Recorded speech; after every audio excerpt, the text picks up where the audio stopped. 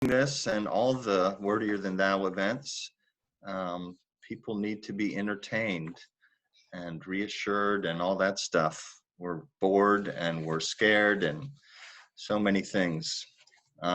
So I'm going to read a couple of short pieces tonight. The first one, actually, I read years ago at Wordier Than Thou's Apocalypse reading event at Studio 620. So I drafted for that, and then not long ago, I did a revision and sent it out, and it's going to be published in The Rupture, which is formerly known as The Collagist.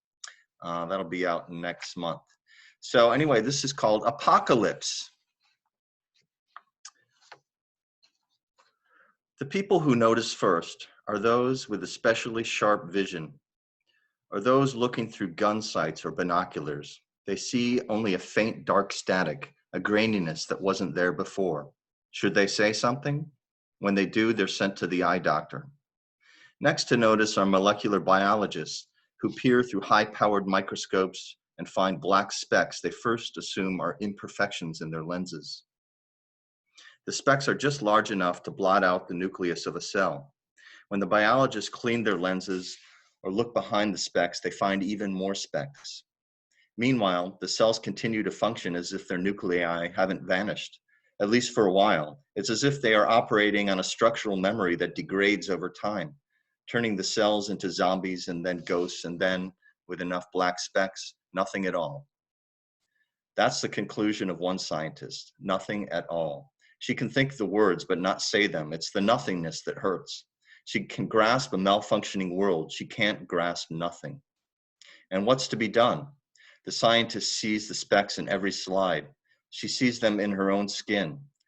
Like everyone else, she's slowly turning to nothing, and it gives her a new and unexpected connection to the world, the way we're all riddled with expanding holes, the way we're all falling in. In quiet moments, she thinks of the specks as pieces of outer space sifted through the roof of the atmosphere, falling like dark rain. She thinks of them as dots of erasure, as pinpricks that will never heal. While the world dims, people feel its effects. They're sluggish, the reflex is slowed. They feel a growing disconnection to their own bodies. Appointment slots fill at clinics, and the wait times go on forever. The CDC looks into it and can find nothing but a general set of symptoms with no known cause.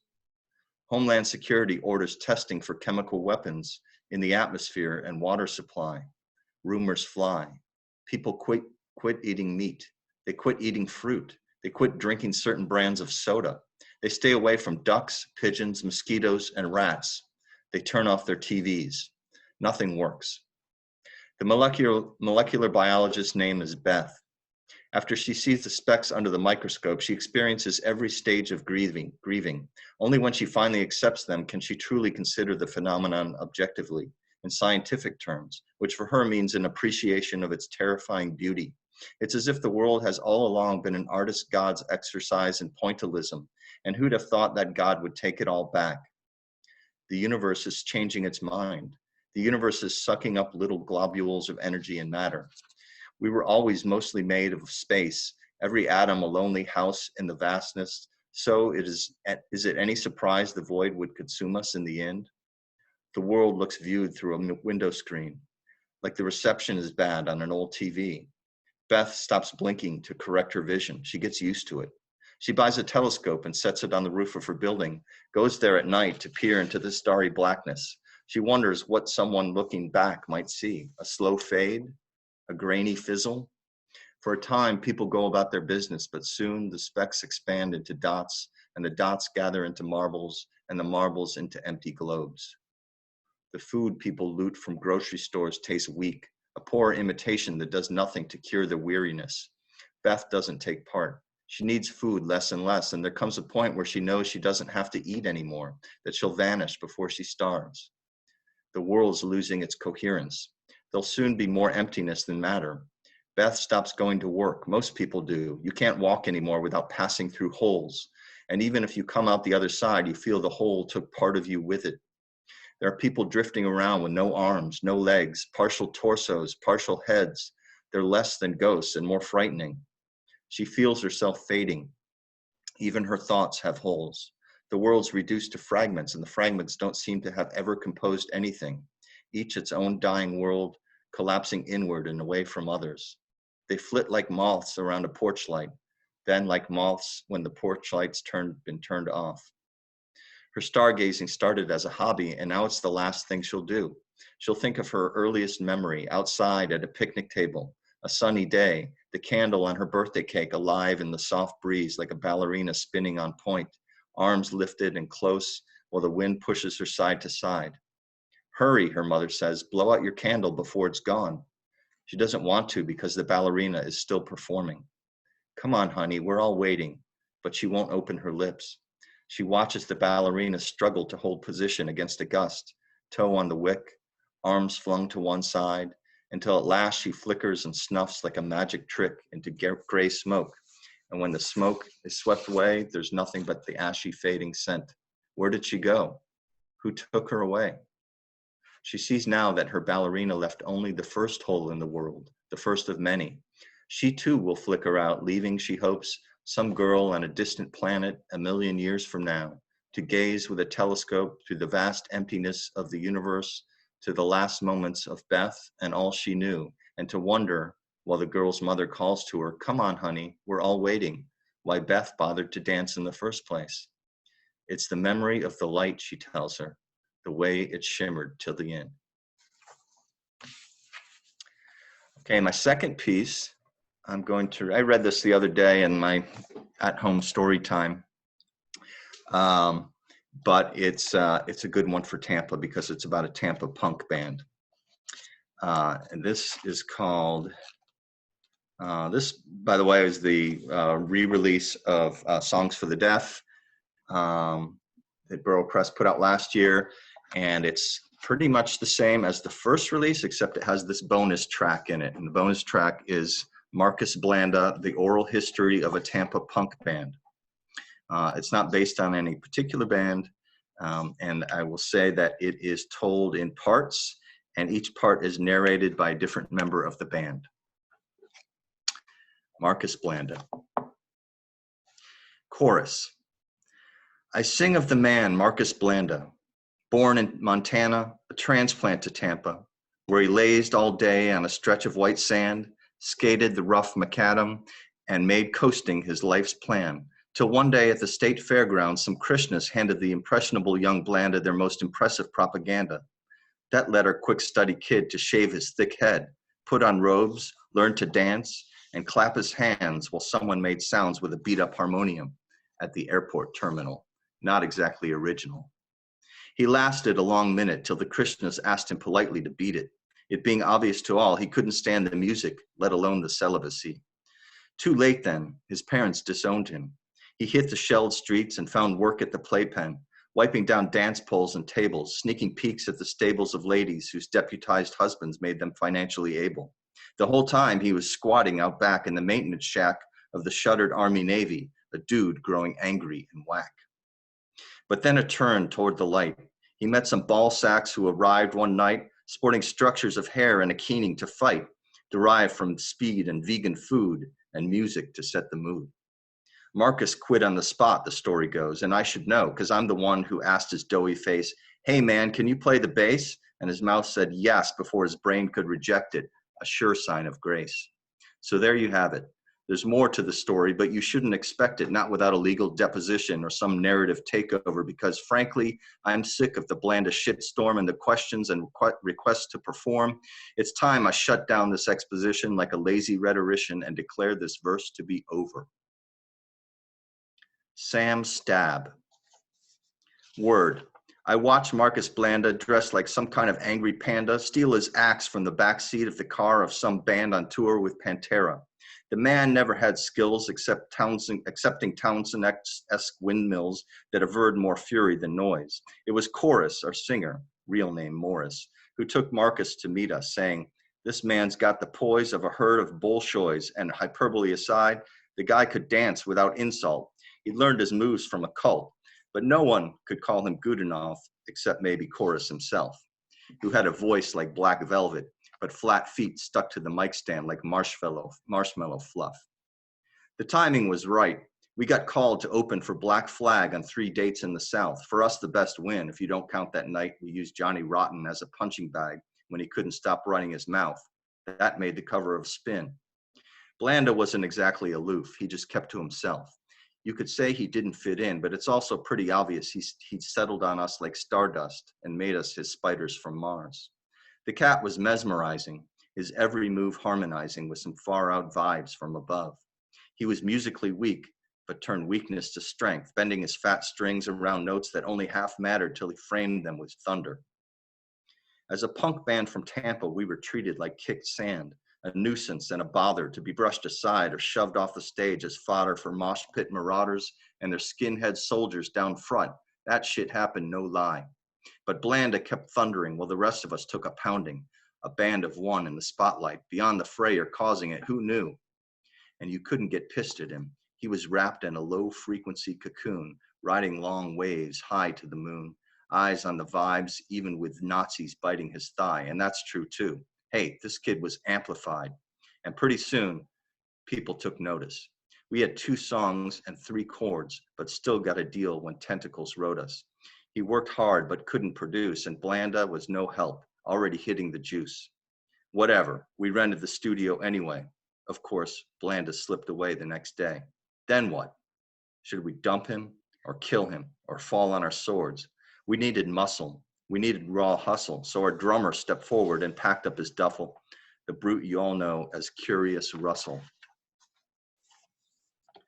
Curious Russell.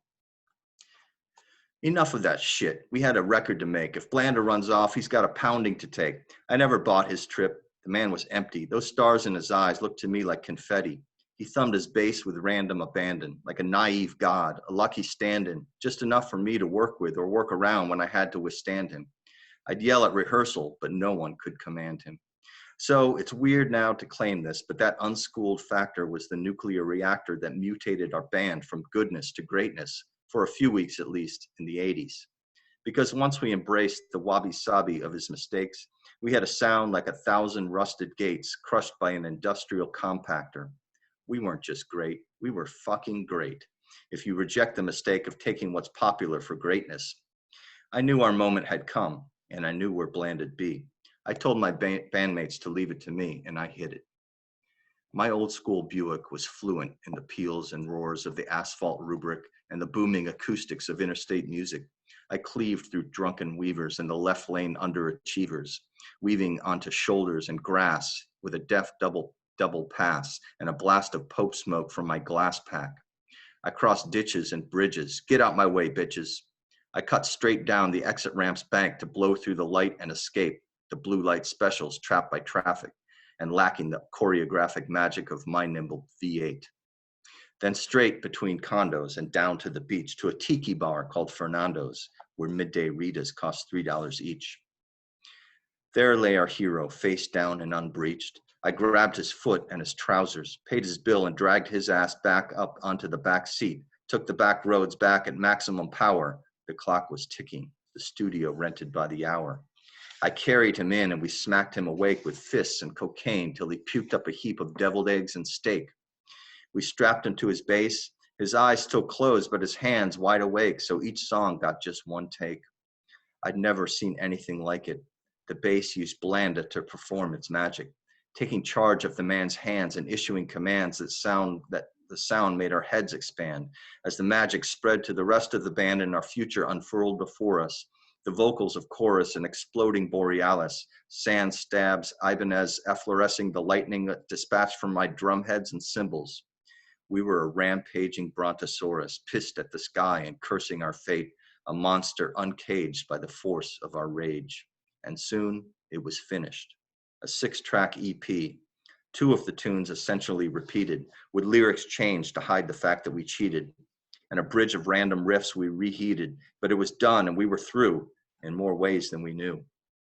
Blanda vanished and we never could find him, not at Fernando's or back with the Krishnas, not at his parents, they'd already dismissed him. Meanwhile, the EP got released, and the splash it made on the alt airwaves made us instantly famous, if that's the right word for a stir among headbangers whose basis for greatness is any repudiation, no matter how heinous, of the fluorescent sewer of top 40 lameness. So we made certain playlists, but it didn't last long. The mystery of Blanda heightened our mystique, but mystique dies quick once talk of it peaks. With no word of his whereabouts, we suited up a sub and set out. The crowds thinned at every new stop. It was hard to admit, but we sucked. And the new guy didn't make the cut. Quiet at first, he was a competent bassist, but like Blanda, he drank, and the drink turned him racist. He shouted out shit in the midst of a show till some black guy kicked his ass and another fired an old English 40 from a crossbow. Okay, time to go. That was the end. We never played a club again.